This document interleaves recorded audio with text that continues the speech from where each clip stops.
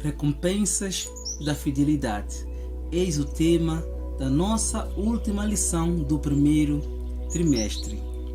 Bem, queridos, estamos na reta final, melhor dizendo, estamos no final do primeiro trimestre da mensagem especial sobre a mordomia cristã, sobre a fidelidade para com Deus nos dízimos e nas ofertas.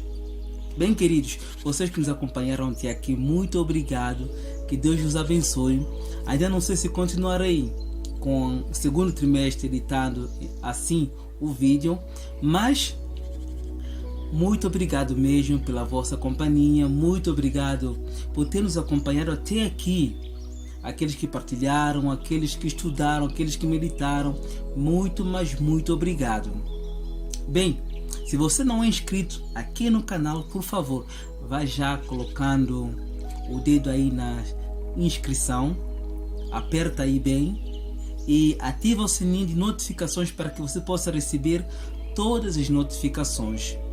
Nós começamos a partilhar alguns shorts que são bastante importantes porque ajudam muito na amplificação do canal, assim como também a angariar mais pessoas assim para o canal e assim divulgando a mensagem de Deus. Bem, sem mais comentários, vamos então para a nossa lição de número 12, que tem como título Recompensas da Fidelidade. Todos administradores fiéis são sempre recompensados. E nós olhamos para a Bíblia, todos estes homens foram recompensados, quer ao olhar humano, quer na visão divina. Então, vocês conhecem perfeitamente a parábola dos dois servos, a quem o Senhor constituiu como mordomo de sua casa. Um deles simplesmente começou a espancar os seus conservos, porque disse: bem, meu senhor tardo virá, então, já que tarde o meu senhor, vou começar a beber, fazer aquilo que eu mais desejava fazer. Mas o outro, conhecendo bem o seu senhor, sendo fiel na ausência e na presença, ele simplesmente começou a fazer o que seu senhor aprova. Em seus passos, o que Jesus faria. Bem, queridos, é isso que nós vamos estudar. Mateus 25, verso 21 é o versuário dessa semana. E o seu senhor lhe disse: bem está, servo bom e fiel. Sobre o pouco foste fiel, e sobre o muito te colocarei. Entra no gozo do teu Senhor. Interessante, porque esta lição ela termina com a recompensa. Bem, vale a pena servir a Deus? Vale a pena devolver dízimos à igreja? Vale a pena ofertar à igreja? Vale a pena colocar nas mãos de pessoas que nós nem conhecemos, muitas das vezes, para administrar aquilo que, com o meu suor, pela glória de Deus, pelo seu poder, eu fui conquistando durante um mês? Bem, queridos, se Deus é o seu Senhor, se Ele te constituiu como mordomo dele, então és apenas uma pedra. A igreja, a casa de Deus não é construída simplesmente com uma única pedra, mas sim com todas as pedras, como eu e tu. Assim somos formados corpo de Cristo. E Jesus dizia: eu ainda tenho outras ovelhas em outros apriscos, então convém que eu possa reuni-la. Então, queridos, é a sua fidelidade para com Deus, sim, a sua fidelidade para com Deus, que vai chegar a mensagem a outras pessoas. Se mesmo você não está pregando diretamente, levando a mensagem, que é por este meio, quer vivendo a mensagem, outros farão. E muitas das vezes, o que você partilha com a igreja, o que você devolve, o que você oferta à igreja, são ministrados de forma muito sábia. Há momentos que existem falhas dos homens, porque são homens que estão à frente da obra, mesmo sendo Deus dirigindo tudo. É só você olhar para o povo de Israel, certo? Que era Deus dirigindo, mas mesmo assim houve sempre falhas. Sempre falhas quando o homem simplesmente quis levar a cabo sozinho o encargo. Então, queridos, haverá sempre falhas. Mas, se você for fiel, como Misael, Azarias e Ananias, assim como Daniel, servindo a Deus onde quer que Ele te coloque, então, por favor, não olhe para homens falhos que fizeram com que você fosse parar numa situação tão difícil. Aproveite a oportunidade, faça o melhor que puder para que os outros possam ser abençoados. Embora nunca possamos adquirir a salvação pelas nossas boas obras, pelos nossos dízimos que devolvemos, pelas nossas ofertas, por mais generosas que sejam, a Bíblia usa a esperança da recompensa como motivação para uma vida fiel, como receptores indignos da graça de Deus. Pois, no fim de contas, seja o que for que recebamos, é sempre e apenas oriundo da graça de Deus. E como escreveu Davi, a lei do Senhor é perfeita e refrigera a alma. O testemunho do Senhor é fiel e dá sabedoria aos simples. Os preceitos do Senhor são retos e alegram o coração. O mandamento do Senhor é puro e alumia os olhos. O temor do Senhor é limpo e permanece eternamente. Os juízos do Senhor são verdadeiros e justos juntamente. Mais desejáveis são do que ouro, sim, do que muito ouro fino, e mais doces do que o mel e o licor de favos. Também por eles é demonstrado ao teu servo, e em os guardar a grande recompensa. Salmo 19, 7 a 11. Então, queridos, em vários lugares a Bíblia fala sobre as nossas recompensas, o que nos foi prometido em Cristo após a segunda vinda e após este terrível desvio causado pelo pecado ter sido, de uma vez por todas, será resolvido. Então resta-nos a pergunta: o que nos foi prometido e que certeza temos de que a receberemos? Queridos, quem nos prometeu é fiel e justo. Ele é fiel e justo. Então, Deus nunca mentiu, nunca olvidou. O Senhor é o mesmo ontem e hoje eternamente. Quando o Senhor disse para Abraão que a sua descendência seria como a areia do mar, como as estrelas no céu, cumpriu a profecia. Ele dizia que viria um Salvador, cumpriu a profecia. Queridos, não tenhamos dúvidas. Por mais difícil que pareça ser a nossa jornada aqui nesta terra, sejamos como servo bom e fiel. Porque no mínimo, no pouco, ele foi fiel. E sobre muito, o seu Senhor o colocou. Sejamos nós assim. Bem, queridos, recompensa para a fidelidade. Há recompensas sempre para os que são fiéis. Ainda que os nossos olhos não alcancem essas fidelidades. Ainda que os nossos olhos não vejam as bênçãos de Deus. Só uma experiência para que você possa compreender como Deus trabalha. Uma vez, um casal de jovens recém-casados, eles viajavam com o objetivo de irem à igreja. Aqueles jovens, eles sempre eram fiéis a Deus em tudo. Então, certa vez eles iam do seu carro para a igreja. Já era tarde e tinha um programa de noite. Mas infelizmente o inimigo colocou alguém ao caminho. Via um motorista no seu caminhão bêbado. Você já deve imaginar o que aconteceu. Exatamente, os jovens foram mortos acidentalmente por aquele caminhonista.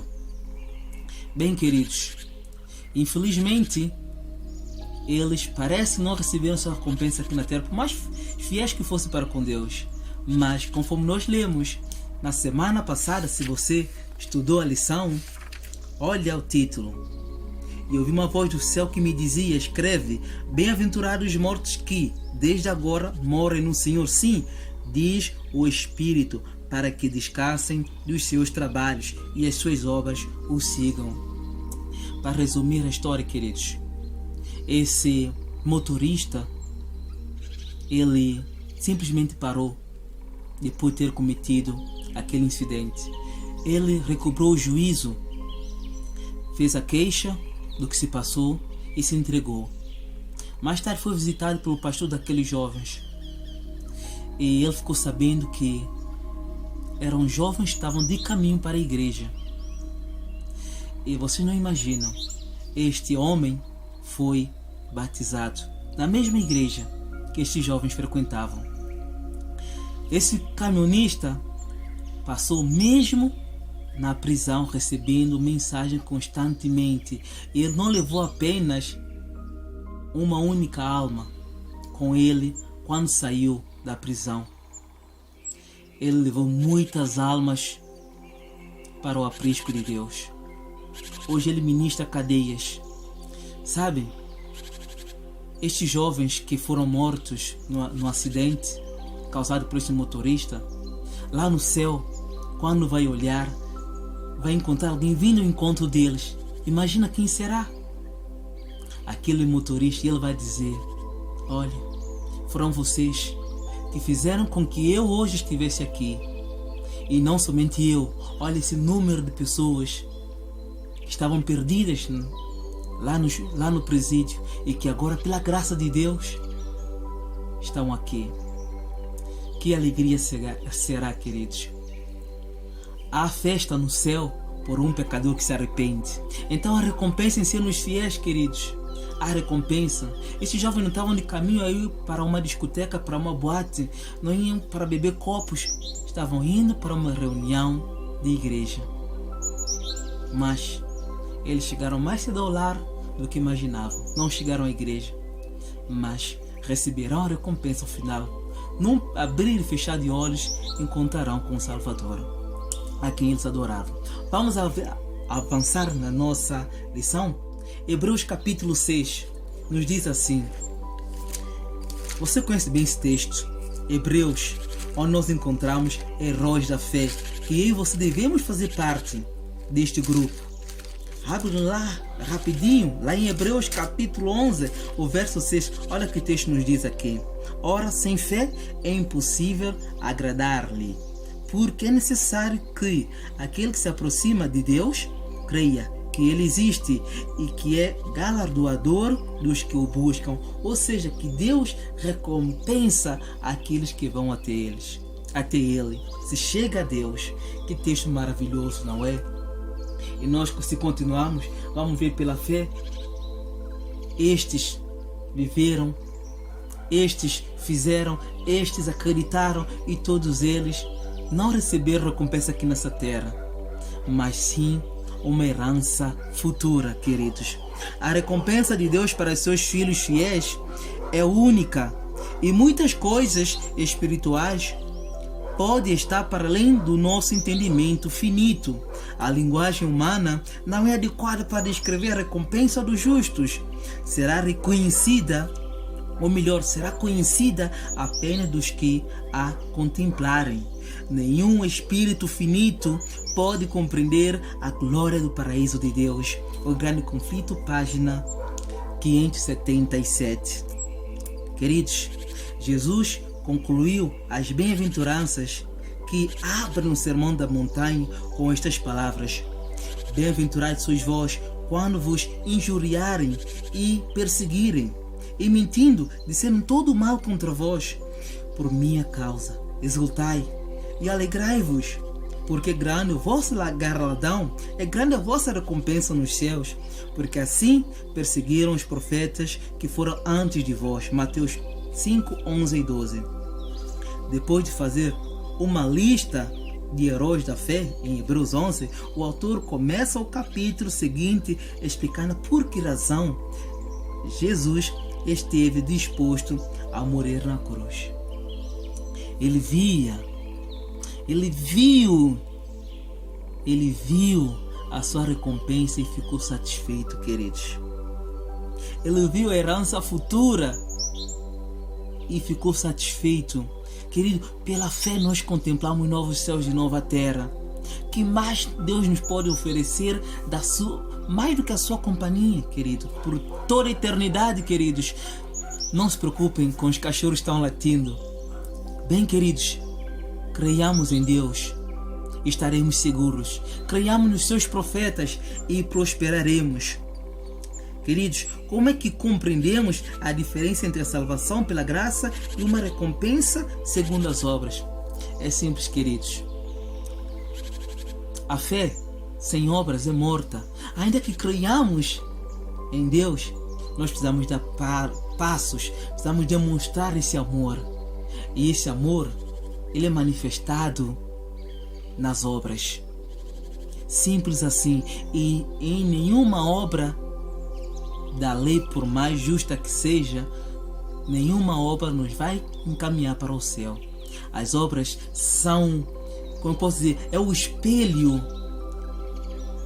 Ou melhor ainda, as obras, elas simplesmente transpõem, demonstram o nosso grande amor para com Deus.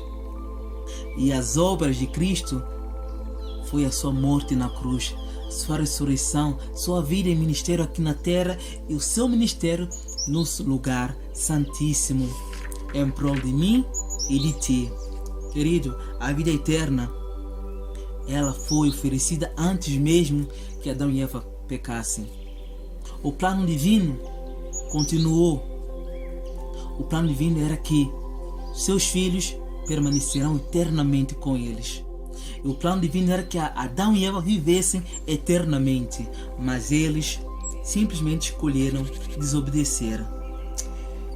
Quando nós lemos, porque Deus amou o mundo de tal maneira que deu seu Filho unigênito para que todo aquele que nele crê não pereça, mas tenha vida eterna, nós podemos compreender assim: Deus amou o mundo de tal maneira, não tem expressão para tal, ao ponto de sermos chamados filhos de Deus, ao ponto de sermos co-herdeiros com Cristo Jesus, ao ponto de Ele mesmo se entregar por amor de nós. Queridos, nós estávamos destituídos da glória de Deus, mas Ele, Cristo, Ele preferiu morrer do que viver sem nós. Ele preferiu se entregar do que viver a eternidade sem nós. Compreenda isso. O amor de Deus é tão grande que Ele não gostaria de ser Deus se eu e você não pudéssemos estar com Ele para a eternidade. Este é o amor de Deus. A vida eterna é conhecermos a Deus e a Cristo a quem Ele enviou. E quando Ele diz: vou vos preparar lugar e virei outra vez para que vocês estejam comigo, que amor maior é esse, querido? De alguém que fez tudo por nós, independentemente do nosso estado agora. Ele vai trabalhando de forma para que nós possamos entregar o nosso coração a Ele. Então, queridos, que vocês compreendam que a vida eterna, ela começa agora, quando nós entregamos nossa vida a Deus e vivamos crendo na sua promessa, crendo naquilo que Ele é e que Ele faz por cada um de nós. Busquemos a Deus, vivamos para o céu, vivamos como se já estivéssemos a viver lá, queridos, abençoando os outros para que sejamos abençoados. Deus, Ele ama-te acima de qualquer outra coisa que possa existir nessa terra. Nada pode nos separar do amor de Deus. Por isso, amemos a Deus de todo o nosso coração, de todo o nosso ser, porque Ele não vai nos abandonar. Ele recompensa todos quanto o buscam. Queridos, nos dias finais do ministério de Cristo, Ele proferiu estas espantosas palavras de esperança, conforme nós encontramos em João 14, 1-3. Para fazer o quê? Encorajar os seus discípulos, para dar esperança a eles, porque eles ficariam agora muito tempo sem o contato físico com Ele, sem a sua presença diária. Estas palavras animaram o espírito deles em tempos de desencorajamento e de provação. É a mesma palavra, são os mesmos temas para nos encorajar hoje. Queridos, deveriam os discípulos, assim como nós, fazer o mesmo. Ser encorajado por estas palavras. Buscar a Deus. Jesus veio do céu, regressou para o céu e prometeu-nos que voltaria para que nós assim vivássemos ou vivêssemos com Ele. demore-se mais na ideia de que a primeira vinda de Cristo é a garantia da segunda vinda. O que aconteceu na primeira vinda, que torna a segunda vinda numa promessa em que podemos confiar. Porque a parte mais marcante da história já foi feita, queridos. Passaram 4.000 anos de pecado e Cristo assim veio a esta terra. Então, queridos, assim estamos perto do começo do 7º milênio. Então, queridos, acreditamos que no 7º milênio, Cristo e toda a sua hoste humana santa habitarão na eternidade. Eu e você somos bem-vindos ao lar paternal, a Nova Jerusalém, aquela cidade, queridos, que ali nós simplesmente podemos dizer: ah, Senhor meu Deus, as lutas aqui desta terra, as lutas que nós vivemos ali não comparam o peso da glória que o Senhor tem para nós. Foram coisas muito insignificantes comparando a sua presença eterna. Viver com os seres não caídos, outros mundos que não caíram e se estremeceram com a queda do homem. Mas agora nós estamos juntos para sermos um com Deus para toda a eternidade. O lar celestial será simplesmente um vislumbre da nova terra, a Nova Jerusalém, a morada dos remidos. Queridos, vivamos com esperança desta terra, assim como Moisés descansou, crendo que Deus iria ressuscitá-lo, crendo que ele estaria com Deus. Assim ele foi ressuscitado, foi visto juntamente com Elias. Então, queridos, nós estamos prontos para encontrar com nosso Deus, para viver, para que vivamos na Nova Jerusalém. Tudo isso que foi prometido, tudo que foi prometido em Apocalipse capítulo 2 e 3, de todos quantos forem fiéis, tudo isso será nosso. Todas estas coisas serão nossas. Consultemos Apocalipse capítulo 2. Todas as promessas ali em Apocalipse 2, Apocalipse 3, as que são vencedores, serão nossas. Eu e você. Então, queridos, vivamos esperando o dia de acerto de contas. Porque o dia de acerto de contas será um dia de grande alegria, de grande regozijo, quando Miguel se levantar, quando Miguel, arcanjo, vier para levar, para tirar o povo de Deus, o seu povo, das mãos do inimigo para toda a eternidade. Lá estaremos seguros. Vamos ver Mateus capítulo 25, versos 14 a 19. Todos nós conhecemos esse texto. Ele é uma bênção para nós. E olha que palavras lindas nos apresentam aqui. 25, 14 a 19 nos diz assim: porque isto é também como um homem que, partindo para fora da terra, chamou os seus servos e entregou-lhes seus bens. E a um deu 5 talentos, e a outros 2, e a outro 1, a cada um segundo a sua capacidade, e ausentou-se para longe. E tendo ele partido, o que recebera 5 talentos, negociou com eles, e granjeou outros 5. Da mesma sorte, o que recebera 2, granjeou também outros 2. Mas o que recebera 1, foi e cavou na terra, e escondeu o dinheiro do seu senhor.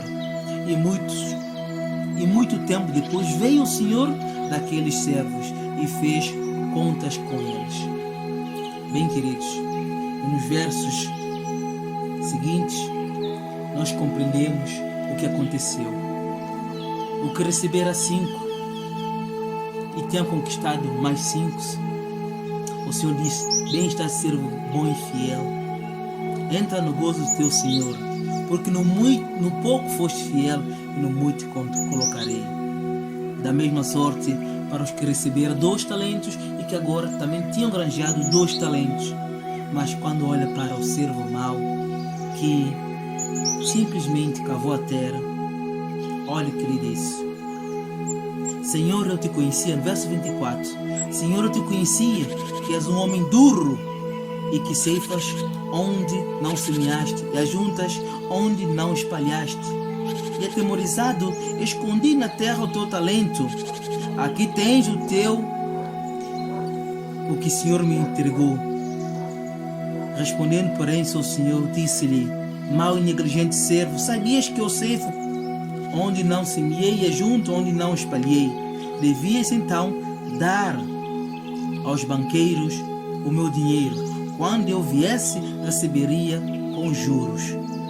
Então tirai-lhe, pois, o talento e dai ao que tinha deste, porque a qual que tiver será dado e terá em abundância, mas o que não tiver, até o que tem ser-lhe atirado.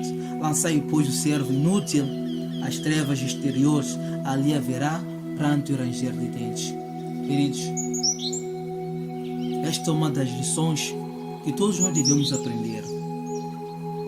Precisamos compreender que, como pecadores, Deus nos dotou de talentos, dotou-nos também de dons do Espírito Santo. E a pergunta que devemos fazer, seja a quantidade de talento que Deus nos confiou, o que estamos nós a fazer com esses talentos? O que estamos nós? Que empreendimentos para Deus estamos a empreender? Como estamos a usar todos esses talentos? O que estamos a fazer com o que pertence a Deus?